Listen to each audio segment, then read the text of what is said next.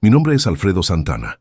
Tengo 73 años, y el día de la graduación de mi nieta, mi propia hija me dijo frente a todos los invitados que no había asiento para mí en la mesa principal.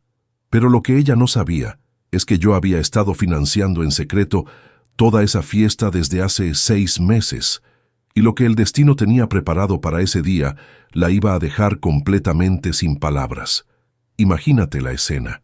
Después de manejar 3 horas desde mi pueblo hasta la capital para estar presente en el momento más importante de la vida de mi nieta Valentina, después de comprar el regalo más caro que pude conseguir y vestirme con mi mejor traje, llego al salón de fiestas y mi hija Beatriz me recibe en la entrada como si fuera un vendedor ambulante que llegó sin invitación.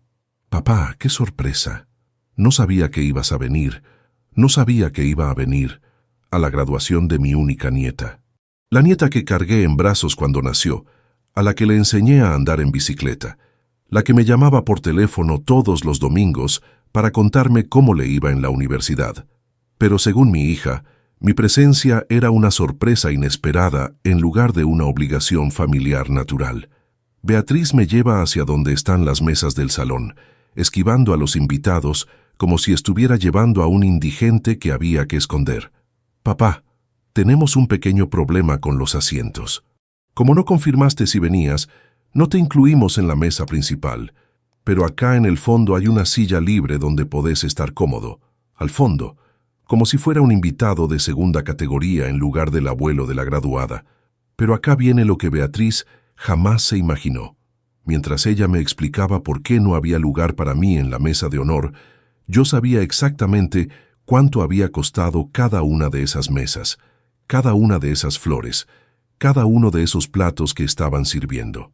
Porque durante los últimos 6 meses, cada peso de esa fiesta había salido de mi cuenta bancaria. Cada detalle de esa celebración que mi hija estaba organizando, como si fuera suya, había sido pagado por el viejo al que ahora no había lugar para sentar. Esa noche, después de sentarme solo en el fondo del salón mientras mi familia celebraba en la mesa principal sin mí, tomé una decisión que cambiaría para siempre la relación con mi hija.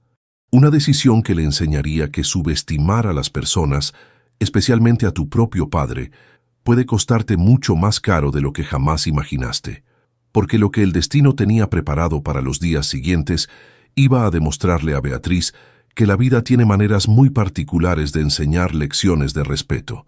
Al día siguiente, hice una llamada telefónica que alteraría completamente el equilibrio de poder en mi familia. Una llamada que mi hija nunca creyó que yo sería capaz de hacer. Una llamada que le mostraría que su papá no era el viejo inofensivo que ella pensaba que podía tratar como quisiera. Escucha esta historia completa y dime si alguna vez has sido menospreciado por tu propia familia. Cuéntame también desde qué ciudad me estás escuchando, porque esta lección sobre el respeto familiar vale para cualquier lugar del mundo. Para que entiendas bien por qué lo que pasó esa noche me dolió tanto, tengo que contarte quién era yo para Valentina antes de que mi hija decidiera que no merecía un lugar en su mesa, porque la relación entre mi nieta y yo no era algo inventado ni exagerado. Era el resultado de 18 años de ser el abuelo presente que muchos niños quisieran tener. Cuando Valentina nació, Beatriz tenía 23 años y estaba soltera. El padre de la niña desapareció antes de que naciera, y mi hija se quedó sola enfrentando la maternidad sin preparación ni recursos. Yo recién me había jubilado de mi trabajo en la empresa de transportes, donde había sido chofer durante 30 años, así que tenía tiempo y ganas de ayudar con todo lo que fuera necesario. Durante los primeros años de Valentina, yo era prácticamente el padre que la niña no tenía. La llevaba al jardín de infantes todas las mañanas, la buscaba todas las tardes, me quedaba con ella cuando Beatriz trabajaba los fines de semana. Valentina aprendió a caminar agarrándose de mis pantalones, aprendió a decir abuelo antes que mamá, aprendió a andar en bicicleta corriendo detrás de mí por las veredas de mi pueblo. Cuando Valentina cumplió 5 años, Beatriz conoció a Roberto, un contador de la capital que se enamoró de ella y decidió formar una familia. Se casaron cuando Valentina tenía 6 años y se mudaron todos juntos a la ciudad. Roberto era un buen hombre que trató a Valentina como si fuera su propia hija y yo estaba contento de que mi nieta finalmente tuviera una figura paterna estable. Pero la mudanza a la capital significó que yo veía menos a Valentina. De verla todos los días pasé a verla los fines de semana cuando Beatriz la traía al pueblo. Después pasé a verla una vez por mes cuando venían de visita. Después pasé a verla solo en cumpleaños y fiestas importantes. La distancia física se había convertido en distancia emocional también. A pesar de eso, Valentina y yo mantuvimos nuestra conexión especial. Ella me llamaba todos los domingos para contarme cómo le había ido en la escuela, qué materias le gustaban más, qué problemas tenía con sus compañeros. Yo la escuchaba durante horas, le daba consejos, le contaba historias de cuando era chica, le prometía regalos para la próxima vez que nos viéramos. Cuando Valentina empezó la secundaria, empecé a enviarle dinero para sus gastos personales. No mucho, pero lo suficiente para que pudiera comprarse ropa, útiles escolares, salir con sus amigas sin tener que pedirle todo a Beatriz y Roberto. Era mi manera de seguir siendo parte importante de su vida a pesar de la distancia. Beatriz sabía que yo le mandaba dinero a Valentina, pero nunca se opuso. De hecho, creo que le convenía porque así ella no tenía que cubrir todos los gastos de una adolescente. Lo que Beatriz no sabía es que yo había abierto una cuenta de ahorros especial para Valentina, donde deposité cada mes desde que cumplió 12 años para asegurarme de que tuviera dinero para la universidad. Cuando llegó el momento de elegir carrera, Valentina quería estudiar psicología en una universidad privada de la capital. Era una carrera cara, en una universidad cara, pero yo le dije que no se preocupara por el dinero. Le dije que su abuelo se iba a encargar de que pudiera estudiar lo que quisiera. Y cumplí. Durante 5 años pagué su matrícula, sus libros, su alojamiento en una residencia estudiantil cerca del campus. Beatriz pensaba que Roberto estaba pagando los estudios de Valentina. Roberto pensaba que Beatriz había conseguido una beca especial para la niña. Ninguno de los dos sabía que era yo quien estaba financiando todo. Valentina sí lo sabía, y me llamaba cada mes para agradecerme, para contarme cómo le iba, para asegurarme de que mi inversión en su educación valía la pena.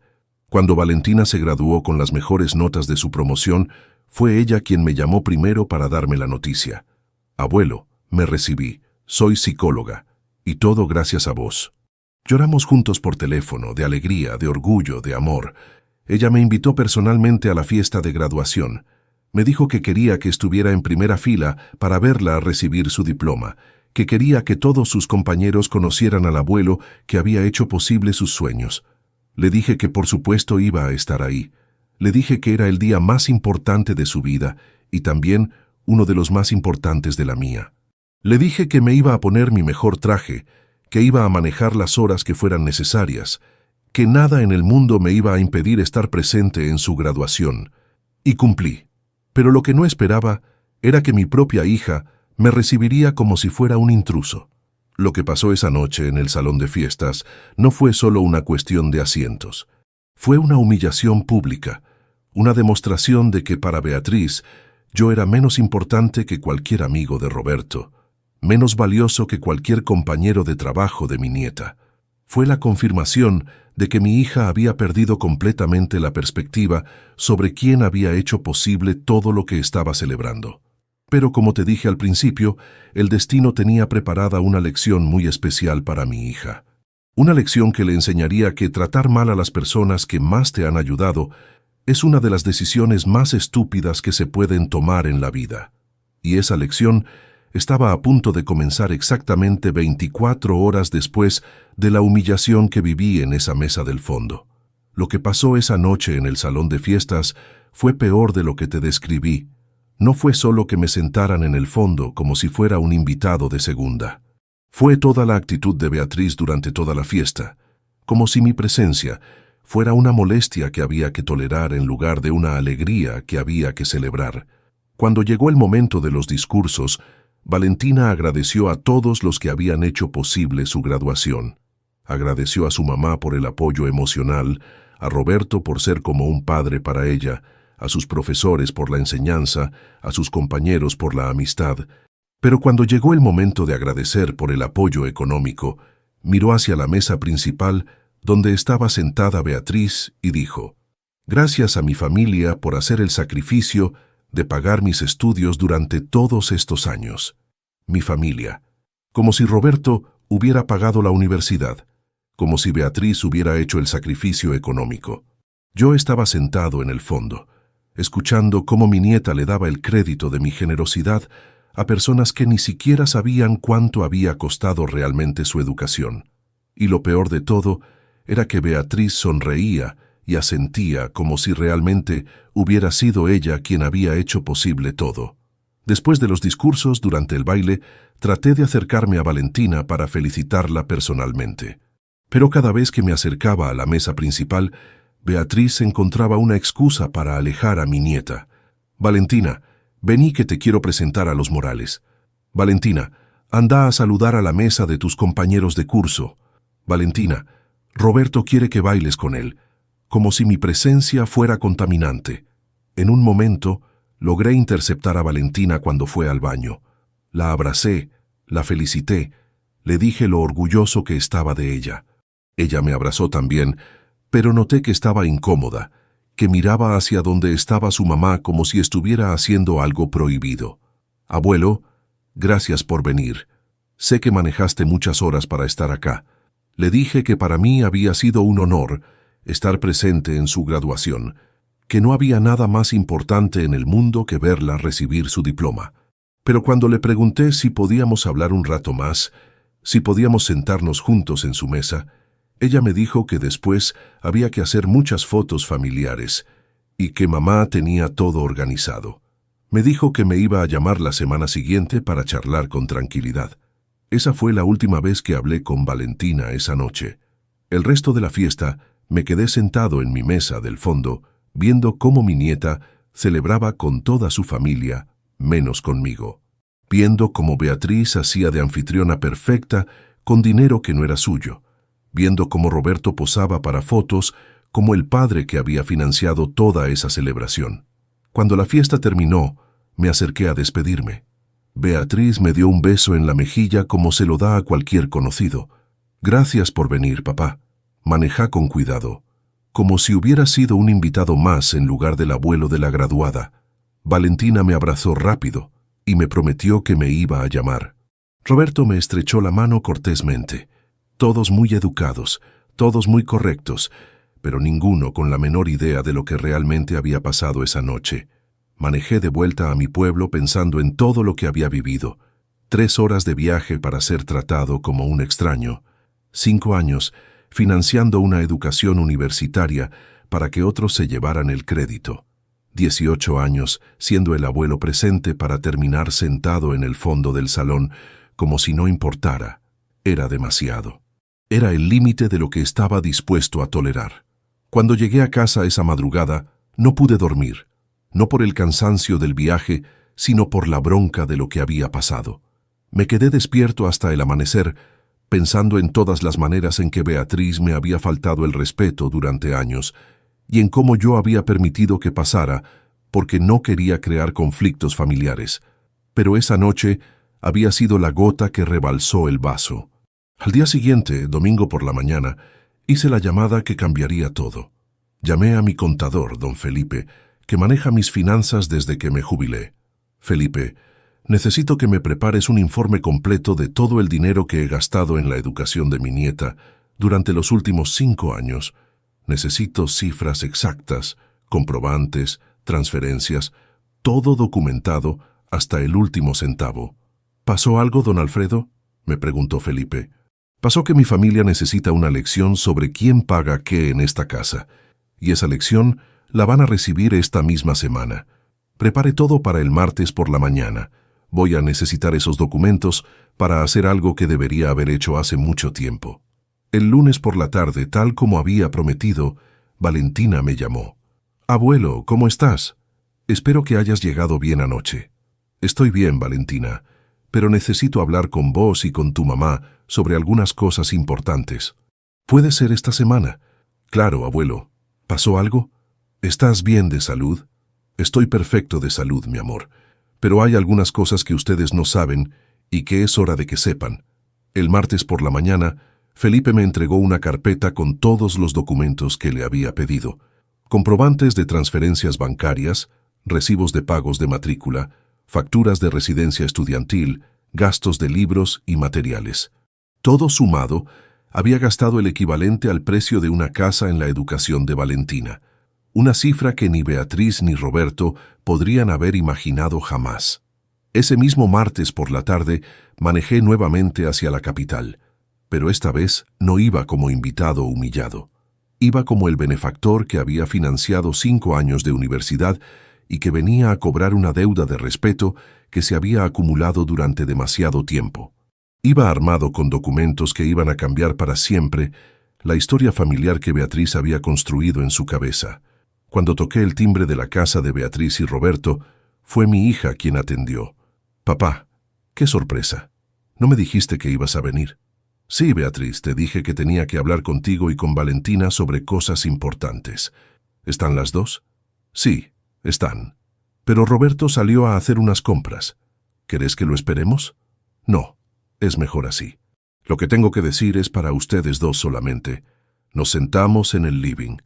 Beatriz y Valentina en el sofá, yo en el sillón de enfrente con mi carpeta de documentos. Las dos me miraban con curiosidad, mezclada con preocupación. Cuando un abuelo de 73 años maneja 3 horas con una carpeta llena de papeles, es porque algo importante está por pasar. «Valentina», empecé, «quiero felicitarte otra vez por tu graduación. Sos una psicóloga excelente y estoy muy orgulloso de vos.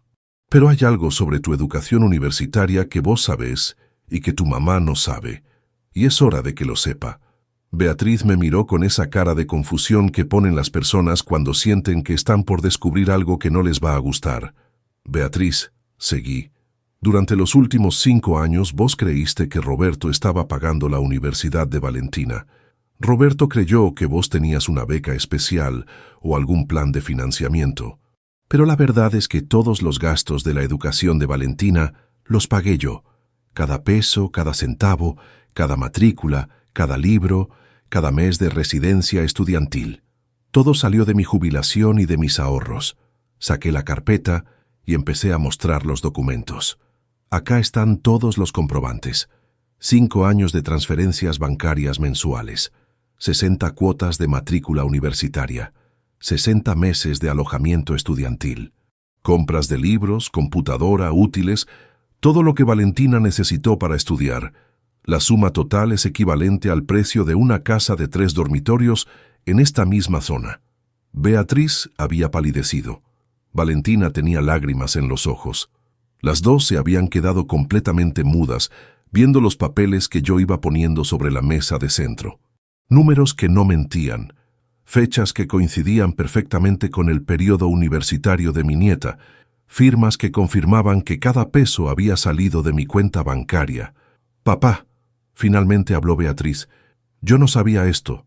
¿Por qué nunca me dijiste que vos estabas pagando todo?» «Porque quería que Valentina estudiara sin presiones, sin que sintiera que me debía algo. Porque pensé que cuando se graduara, iba a ser un momento de alegría familiar donde todos íbamos a celebrar juntos. Lo que no esperaba era que me iban a tratar como si fuera un estorbo en lugar del abuelo que hizo posible todo esto». «Abuelo», dijo Valentina llorando, «yo sabía que vos me ayudabas, pero no sabía que habías pagado todo. Mamá siempre me decía que Roberto ayudaba con los gastos grandes. Yo pensé que entre todos se arreglaban para cubrir mis estudios. Por eso en mi discurso agradecí a la familia en general. No sabía que tenía que agradecerte específicamente a vos». «Valentina», le dije, «no se trata de agradecimientos públicos. Se trata de respeto familiar.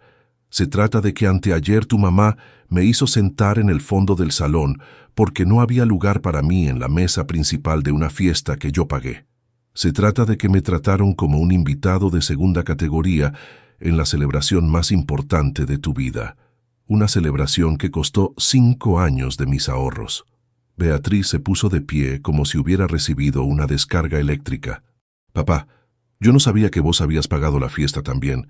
¿Cuánto de todo esto pagaste vos? Todo, Beatriz. La universidad, la fiesta de graduación, los gastos de Valentina durante 5 años, todo. Mientras vos hacías de anfitriona perfecta con dinero que no era tuyo, Yo estaba sentado en el fondo como si fuera un extraño. Saqué el último documento de la carpeta. Este es el comprobante del pago del salón de fiestas, la música, la comida, las flores, todo lo que ustedes disfrutaron anteayer. Valentina me había pedido que la ayudara con los gastos de la fiesta porque quería que fuera especial. Yo le dije que se hiciera la fiesta que ella quisiera, que no se preocupara por el dinero. Lo que no imaginé era que me iban a sentar en el fondo de mi propia fiesta. El silencio que siguió fue tan denso que se podía cortar con un cuchillo. Beatriz caminaba de un lado para el otro como animal enjaulado. Valentina lloraba en silencio, cubriéndose la cara con las manos. Yo me quedé sentado, tranquilo, esperando que procesaran toda la información que acababa de darles. Finalmente, Beatriz se sentó de nuevo y me miró a los ojos. «Papá, yo no sabía nada de esto. Si lo hubiera sabido, te habría sentado en la mesa principal. Te habría presentado como el abuelo que hizo posible toda la educación de Valentina. Habría organizado la fiesta de manera completamente diferente». «No, Beatriz», le respondí. «No habrías hecho nada diferente. Habrías hecho exactamente lo mismo». «¿Cómo podés decir eso?» «Porque durante 5 años tuviste oportunidades de preguntarme cómo estaba financiando los estudios de Valentina.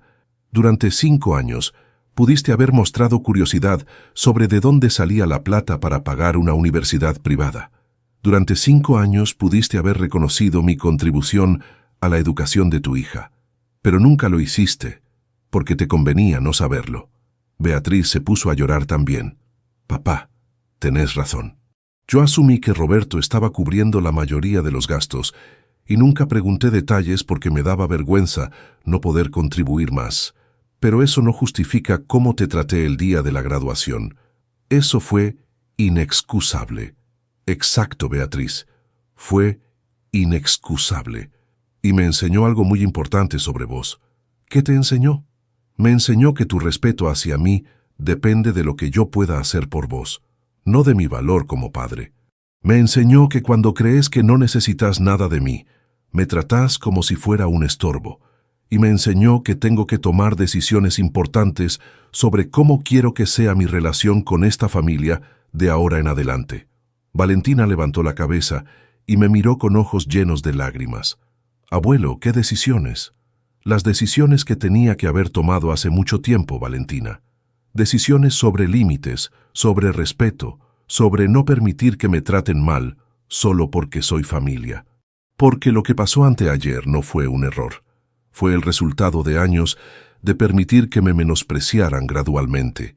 Saqué de mi bolsillo un documento que había preparado esa mañana con Felipe. Este es un Nuevo Testamento que firmé esta mañana. En lugar de dejarles toda mi herencia a ustedes como tenía planeado, ahora el 70% va a ir a instituciones que trabajan con adultos mayores, abandonados por sus familias. El 30% restante queda en fideicomiso para futuros bisnietos, con la condición de que visiten asilos de ancianos una vez por mes hasta los 25 años. Beatriz se puso de pie de un salto. «Papá, no podés hacer eso». «Sí puedo, Beatriz. Y ya lo hice. Este testamento está firmado, sellado y registrado. Es irrevocable. Es mi manera de asegurarme de que mi dinero vaya a personas que realmente valoran a los adultos mayores, no a personas que los sientan en el fondo de las fiestas. ¿Y para nosotras qué queda? Para ustedes queda exactamente lo que eligieron, una relación conmigo basada en lo mínimo indispensable». Valentina se acercó a mí y se arrodilló al lado de mi sillón. «Abuelo, perdóname. Yo no sabía lo que había pasado con los asientos. Si hubiera sabido que mamá te había sentado en el fondo, habría cambiado todo. Habría insistido en que estuvieras en la mesa principal. Habría hecho que mi discurso fuera un reconocimiento específico a vos». «Valentina», le dije agarrándole las manos, «vos no tenés que pedirme perdón. Vos sos una chica de 22 años que hizo lo que tu mamá te dijo que hicieras. El problema no sos vos. Entonces, ¿puedo seguir llamándote los domingos? ¿Puedo seguir visitándote en el pueblo?» «Por supuesto, mi amor. Nuestra relación no cambia. Lo que cambia es que ahora vas a saber exactamente quién hizo qué por vos y vas a poder tomar tus propias decisiones sobre cómo manejar esa información. Pero conmigo siempre vas a ser mi nieta querida, Me puse de pie para irme. Beatriz me agarró del brazo. «Papá, ¿hay algo que pueda hacer para arreglar esto? ¿Algo que pueda cambiar para que vuelvas a confiar en mí?» «Beatriz», le dije, «lo que podés hacer es aprender de esto. Podés aprender que el respeto no es opcional en las relaciones familiares. Podés aprender que tratar mal a las personas que te han ayudado es una de las cosas más estúpidas que se pueden hacer en la vida. ¿Y el testamento? ¿No hay manera de que reconsideres esa decisión? El testamento se queda como está, pero nuestra relación no tiene que quedarse como está. Si vos podés demostrarme durante los próximos años que aprendiste esta lección, si podés tratarme con el respeto que me merezco como tu padre, entonces capaz podemos construir algo nuevo. Pero va a ser bajo mis términos, no bajo los tuyos». Cuando salí de esa casa, me sentí como si me hubiera sacado un peso enorme de encima. Por primera vez en años, había dicho exactamente lo que pensaba. Había puesto los límites que tenía que haber puesto hace mucho tiempo. Había defendido mi dignidad sin disculpas ni justificaciones. El viaje de vuelta al pueblo fue completamente diferente al viaje de la noche de la graduación. Los días siguientes fueron reveladores. Beatriz me llamó todos los días durante una semana, tratando de convencerme de cambiar el testamento, prometiéndome que iba a ser diferente, asegurándome que había entendido la lección. Pero no eran llamadas de hija arrepentida, eran llamadas de mujer desesperada que acababa de perder una herencia millonaria por haber tratado mal a su padre. Valentina también me llamó, pero sus llamadas eran diferentes. No me pedía que cambiara nada.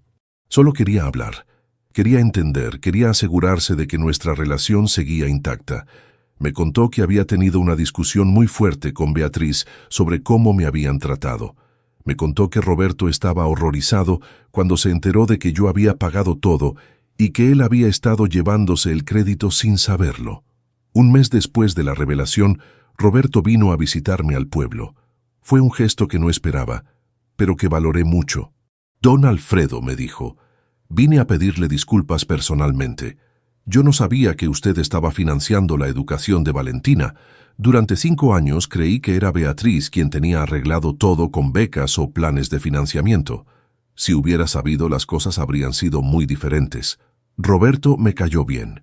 Era un hombre honesto que había sido puesto en una situación falsa sin saberlo. Le expliqué que él no tenía nada de qué disculparse, que había sido víctima de las omisiones de Beatriz, tanto como yo. Le dije que respetaba la manera en que había criado a Valentina como si fuera su propia hija, y que eso era lo más importante para mí. «Don Alfredo», me dijo antes de irse, «Beatriz está muy mal desde que pasó todo esto. No come bien, no duerme bien, no para de llorar. Sé que lo que hizo estuvo mal, pero creo que realmente se arrepiente».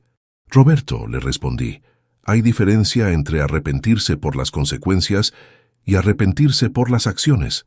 Cuando Beatriz se arrepienta por haberme tratado mal, no por haber perdido la herencia, ahí podremos hablar».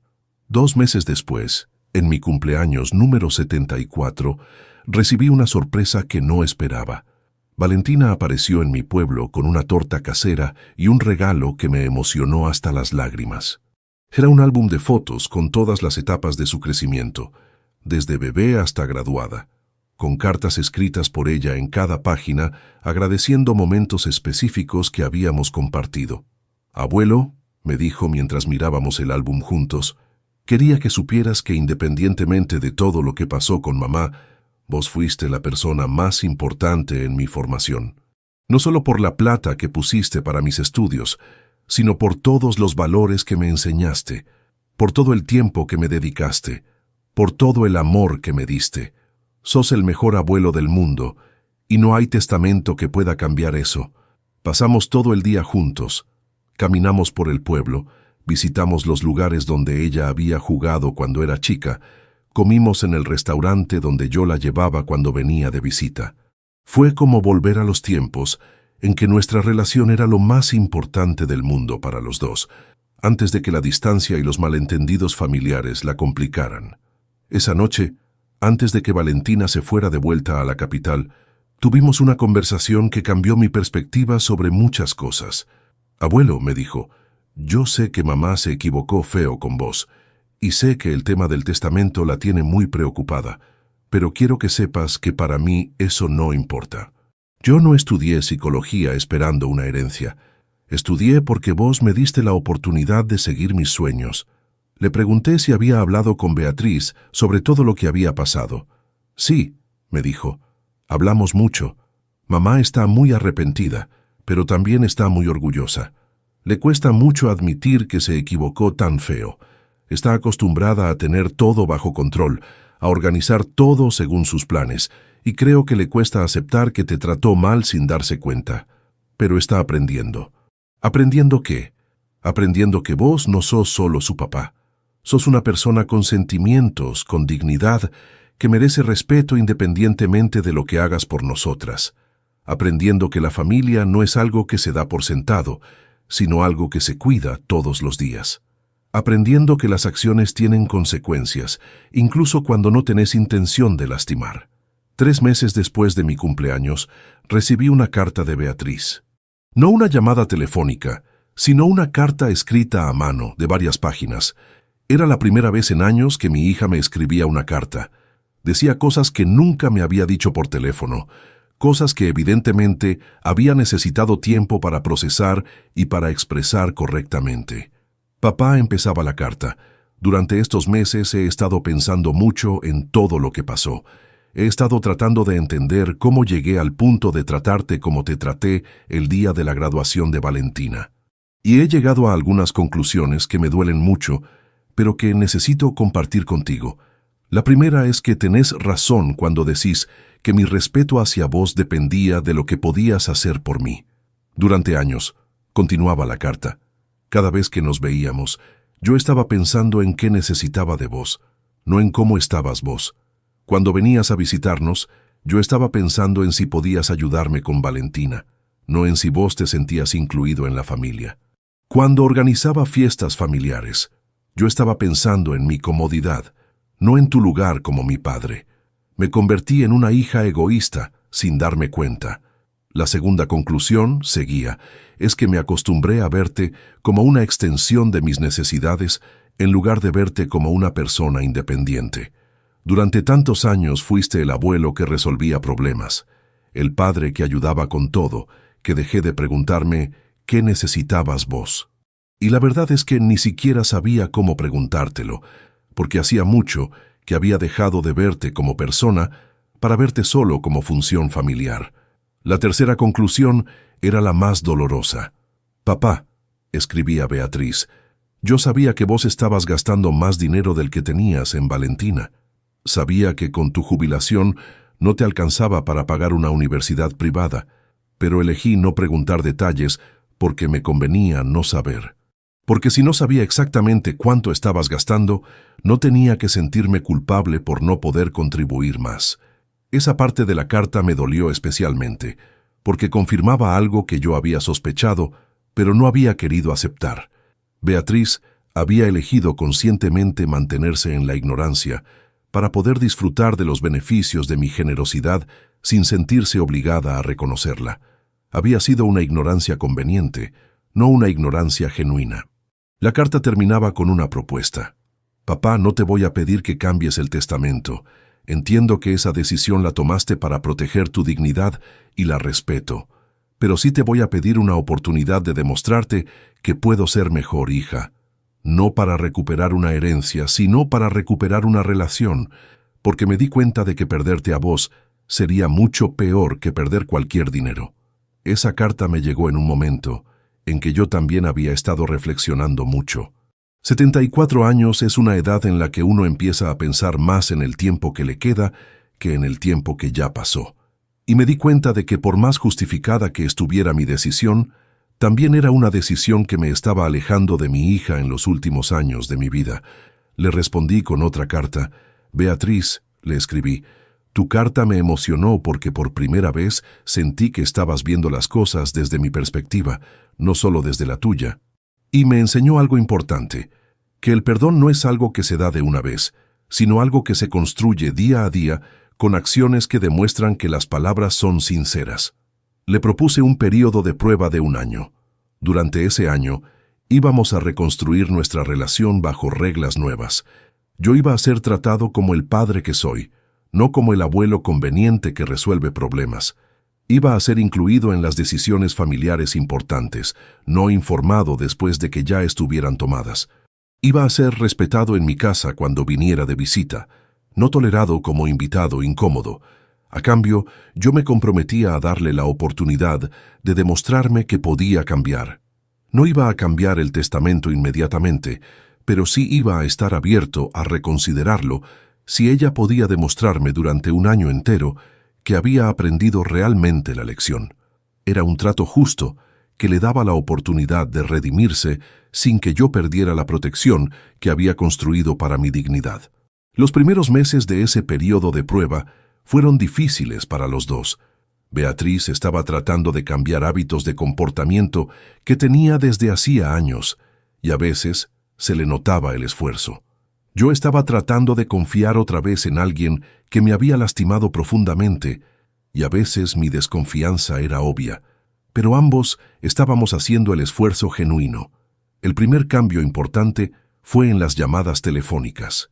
Antes, cuando Beatriz me llamaba, siempre era para pedirme algo, o para contarme algo que necesitaba que yo supiera. Ahora empezó a llamarme para preguntarme cómo estaba, qué estaba haciendo, si necesitaba algo. Eran conversaciones más largas, más personales, más parecidas a las que teníamos cuando ella era joven. El segundo cambio fue en las visitas.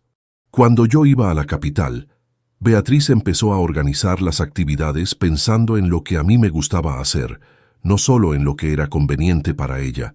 Me llevaba a lugares que sabía que me interesaban, me incluía en conversaciones sobre temas que sabía que me gustaba discutir, me pedía mi opinión sobre decisiones familiares antes de tomarlas. El tercer cambio, y el más importante, fue en las fiestas familiares. El cumpleaños de Roberto en octubre fue la primera prueba real. Beatriz me pidió que llegara temprano para ayudar con los preparativos. Me sentó en la mesa principal al lado de ella. Me presentó a todos los invitados como su padre, que había hecho posible la educación de Valentina. Fue exactamente lo opuesto a lo que había pasado en la graduación. Durante la fiesta, Roberto hizo un discurso agradeciéndome públicamente por todo lo que había hecho por Valentina y por la familia. Beatriz agregó sus propias palabras, reconociendo que había cometido errores en el pasado, pero que estaba aprendiendo a valorarme como merecía. Fue emotivo, pero también fue genuino. Se notaba que no era un show para convencerme, sino una expresión real de cambio. A medida que pasaron los meses, empecé a ver que el cambio en Beatriz era profundo, no superficial. No era solo que me estuviera tratando mejor para recuperar la herencia. Era que había entendido realmente qué había hecho mal y por qué había estado mal. Había entendido que las relaciones familiares requieren esfuerzo consciente, no solo buenas intenciones. En febrero, 8 meses después de empezar el periodo de prueba, pasó algo que terminó de convencerme de que Beatriz había cambiado realmente. Valentina consiguió su primer trabajo como psicóloga en una clínica privada y quería hacer una pequeña celebración familiar. Cuando Beatriz me llamó para contarme, su primera pregunta fue: ¿a qué hora te conviene que sea la cena, papá? No me preguntó si podía venir. No me dijo que ya tenía todo organizado y que me avisaba por cortesía. Me preguntó a qué hora me convenía, como si mi comodidad fuera lo más importante. Era un detalle pequeño, pero que mostraba un cambio fundamental en su manera de pensar sobre mi lugar en la familia. Ya no era el que se adaptaba a los planes de otros. Era alguien cuyas necesidades se tenían en cuenta a la hora de hacer los planes. Durante esa cena, Valentina anunció que había conocido a un chico en el trabajo y que estaban saliendo. Era un psicólogo como ella, un poco mayor, divorciado sin hijos. Beatriz inmediatamente me preguntó qué pensaba yo, si quería conocerlo, si tenía alguna pregunta sobre él. Me incluyó en la conversación como el abuelo cuya opinión importaba, no como el espectador de decisiones ya tomadas. 2 semanas después, Valentina me trajo al novio a conocer. Era un buen muchacho, serio, respetuoso, claramente enamorado de mi nieta. Durante el almuerzo, él me hizo preguntas sobre la historia de la familia, sobre mi trabajo de chófer, sobre mis años de abuelo presente. Beatriz le había contado la importancia que yo había tenido en la vida de Valentina y él quería conocerme como persona, no solo cumplir con el trámite de conocer al abuelo. En mayo, a falta de 2 meses para que terminara el periodo de prueba, recibí una llamada de Beatriz que me sorprendió. «Papá», me dijo, «quiero pedirte algo, pero antes quiero aclarar que no tiene nada que ver con el testamento. Es algo que necesito hacer por mí, independientemente de lo que vos decidas después. Quiero organizar una cena de agradecimiento para vos, donde pueda reconocer públicamente todo lo que hiciste por Valentina». Me explicó que quería invitar a toda la familia extendida, a los amigos cercanos, a los compañeros de trabajo de Valentina que me conocían de nombre, pero no sabían mi historia real. Quería que fuera una noche donde mi generosidad fuera reconocida como se merecía, donde mi papel en la educación de Valentina fuera celebrado como tenía que haber sido desde el principio. «Papá», me dijo, «durante años permití que otros se llevaran el crédito de tu generosidad. Permití que Valentina creciera sin saber realmente quién había hecho posible sus estudios. Permití que Roberto y yo fuéramos vistos como los que habíamos financiado su educación. Y eso estuvo mal. Quiero corregir esa narrativa públicamente, no para convencerte de nada, sino porque es lo correcto». Acepté la propuesta. La cena se organizó para junio, en el mismo salón donde había sido la graduación de Valentina. Era simbólico volver al lugar donde todo había empezado, pero esta vez bajo circunstancias completamente diferentes. Esta vez yo iba a estar en la mesa principal. Esta vez la celebración iba a ser explícitamente en mi honor. La noche de la cena fue emotiva desde el primer momento. Beatriz me había pedido que llegara 1 hora antes que los invitados para que pudiéramos tener un momento privado en el salón. Cuando llegué, ella estaba ahí esperándome con un regalo que me emocionó hasta las lágrimas. Era una placa grabada que decía: «Al abuelo Alfredo Santana, que hizo posible los sueños de Valentina con amor, sacrificio y generosidad silenciosa». «Papá», me dijo mientras me daba la placa, «esta es mi manera de pedirte perdón por todos los años en que no reconocí públicamente lo que estabas haciendo. Esta es mi manera de asegurarme de que nunca más nadie se pregunte ¿quién hizo posible la educación de Valentina? Y esta es mi manera de demostrarte que aprendí que reconocer a las personas que nos ayudan no es opcional, es obligatorio». Durante la cena, Beatriz hizo un discurso que me hizo llorar de emoción. Habló de mi generosidad, de mis sacrificios, de los años que había dedicado mi jubilación a financiar los sueños de mi nieta. Habló de sus errores, de cómo me había tratado mal sin darse cuenta, de cómo había aprendido a valorarme como padre y como persona. Fue honesta, fue emotiva, fue todo lo que el discurso de graduación tendría que haber sido. Valentina también habló. Contó historias de nuestra relación desde que era bebé, de las cosas que yo le había enseñado, de la manera en que había estado presente en cada momento importante de su vida. Contó sobre las llamadas telefónicas dominicales, sobre los consejos que le había dado, sobre el amor incondicional que había recibido de su abuelo durante 24 años. Roberto habló sobre la importancia de reconocer a las personas que hacen sacrificios silenciosos por la familia. Habló sobre su respeto hacia mí, sobre lo que había aprendido de mi ejemplo, sobre el honor de ser parte de una familia donde la generosidad intergeneracional era tan natural que a veces se daba por sentada injustamente. Cuando me tocó hablar a mí, les dije algo que había estado pensando durante meses. Les dije que la vida me había enseñado que hay 2 tipos de amor familiar: el amor que espera reconocimiento y el amor que no lo necesita. Durante años yo había dado el segundo tipo de amor, y había sido feliz haciéndolo, pero había aprendido que el reconocimiento no era solo importante para quien lo recibe, sino también para quien lo da, porque enseña gratitud y humildad.